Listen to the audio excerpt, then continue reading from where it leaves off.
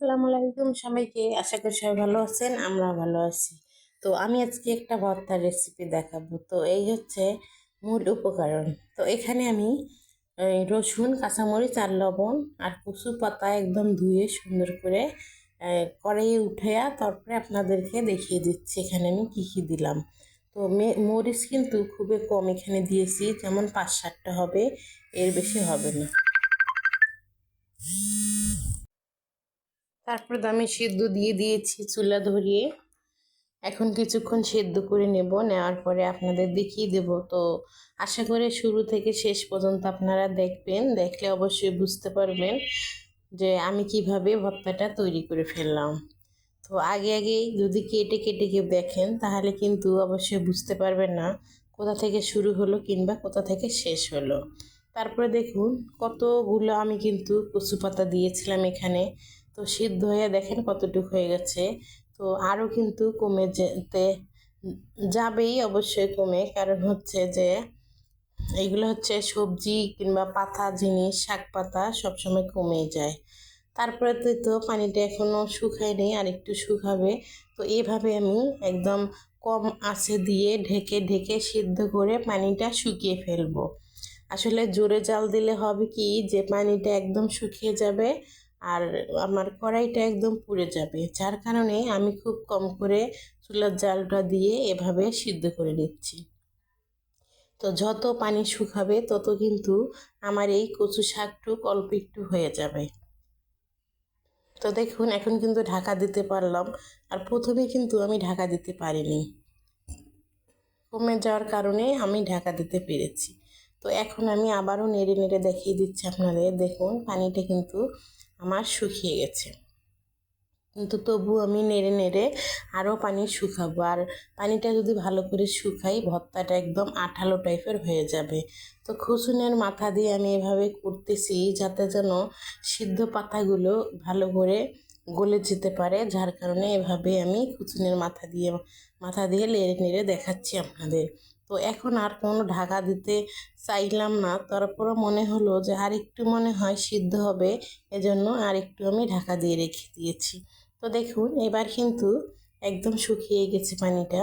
তবুও আমি এভাবে কিছুক্ষণ জাল করব, আর সুন্দর মতো নেড়ে নেড়ে পানিটুক শুকিয়ে দেব। আর এসব জিনিস শাক পাতা যদি আপনারা রেখে রান্না করেন সিদ্ধ হবে, কিন্তু পানি কিন্তু খুব তাড়াতাড়ি শুকাবে না, যার কারণে ঢাকনাটা সরাইয়া এভাবে যদি একটু একটু করে নাড়া যায় তাহলে কিন্তু পানিটা শুকার সম্ভাবনা বেশিরভাগ সময়ই থেকে যায়।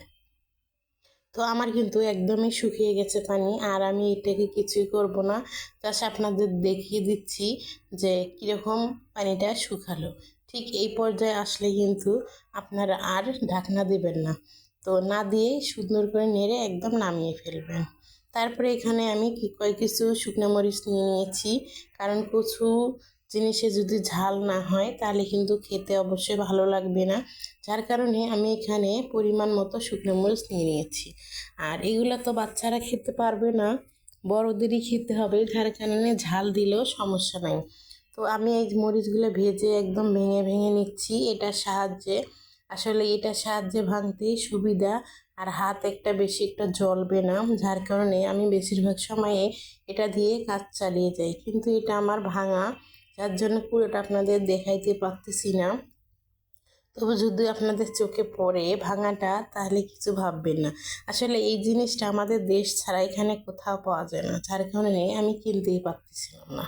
তারপরে তো দেখুন এই যে নোয়ারির উপরে মানে কড়ের উপরে আমি সবটুক মরিচ ভেঙে একদম এখানে দিয়ে দিয়েছি। আর এখানে দেওয়ার পরে এখন যেই পাত্রে আমি মরিচটা গুঁড়া করে দিয়েছিলাম ওইখানে কিছুটা দিয়ে এভাবে আমি আবার মরিচটা উঠিয়ে নিচ্ছি, যেটুকু আর কি বেশি ওখানে আটকায় ছিল অতটুকুই। তারপরে তো এখানে আমি সব কিছু দিয়ে দিয়েছি। এখন এটার উপরেই আমি আস্তে আস্তে করে এটা দিয়ে ভেঙে নেব। ভেঙে নিলেই কিন্তু ভর্তাটা করতে খুব সহজ কিংবা তাড়াতাড়ি হয়ে যাবে। তো আমি এই যে এখন রসুন, মরিচ এবং এই শাকগুলি মানে কচু শাকগুলি সুন্দর করে ভেঙে নেব এটার সাহায্যে। তো আমি ভেঙে নিচ্ছি, যে আপনারা দেখবেন, অবশ্যই দেখলে অবশ্যই ভালো লাগবে কিংবা একটু অভিজ্ঞতাও হবে। সবাই কিন্তু সব রকম করে ভর্তা তৈরি করে না, যার যার এলাকায় যে যেভাবে শিখেছে ঠিক সেভাবেই তৈরি করে খেতেই পছন্দ করে। তো আমার ভর্তা করা দেখে কেউ অবশ্য বলবেন না যে এভাবে খায় না ওভাবে খায়। তো আপনারা যেভাবে খান খান, কিন্তু আমরা এভাবেই খাই। আর আমি ছোট থেকে দেখেছি আমার মা এভাবেই ভর্তা তৈরি করতো, তার জন্য আমি এরকম করে শিখে গেছি। আর দেখুন আমি কিন্তু পুরো ভর্তাটা এই কড়াইয়ের উপরেই করে ফেলছি। আর আমি বেশি জিনিস নষ্ট করা কিংবা ময়লা করা পছন্দ করি না, যার কারণে একটার উপরেই সব কাজ যেন সারতে পারি, এজন্য এটার উপরেই সবটুকু আমি করে ফেলেছি। তো এখানে কিন্তু আমি লবণ প্রথমে দিয়েছিলাম অল্প, যার জন্য এখন একটু দিচ্ছি, মানে আমার কম লাগতেছিল তার কারণে একটু দিয়ে আবার আমি কাঁচা পেঁয়াজ সহ এটা সুন্দর করে মেখে নেব। আর যতক্ষণ মাখছি ততক্ষণে আপনারা দেখতে থাকুন। আর অবশ্যই যদি আমার ভর্তার রেসিপিটা ভালো লাগে আমাকে সাপোর্ট করবেন কিংবা আমার পাশেই থাকবেন। তো এই তো এখন হাতের সাহায্যে আমি এখন মেখে নেব। সুন্দর করে মেখে নেওয়ার পরে এখানে আমি সরিষার তেল দিয়ে আমার ভর্তাটা শেষ করে ফেলব।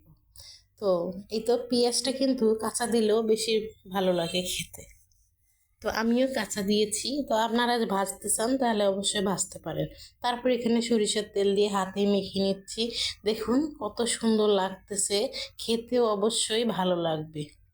এই তো এখন হাত দিয়ে কষলাচ্ছি বলেই কেউ কিছু মনে করবেন না, আসলেই ভালো লাগে তাই আমি করলাম। তো এই তো আমার ভর্তা বানা কমপ্লিট। তো আশা করি ভালো লাগবে। ভালো লাগলে দেখবেন আমার ভিডিওটা কিংবা ভর্তার রেসিপিটা, আপনারা একদিন তৈরি করে খাবেন, খাওয়ার পরে বুঝতে পারবেন কত মজা। আল্লাহ হাফেজ, সবাইকে ভালো থাকবেন।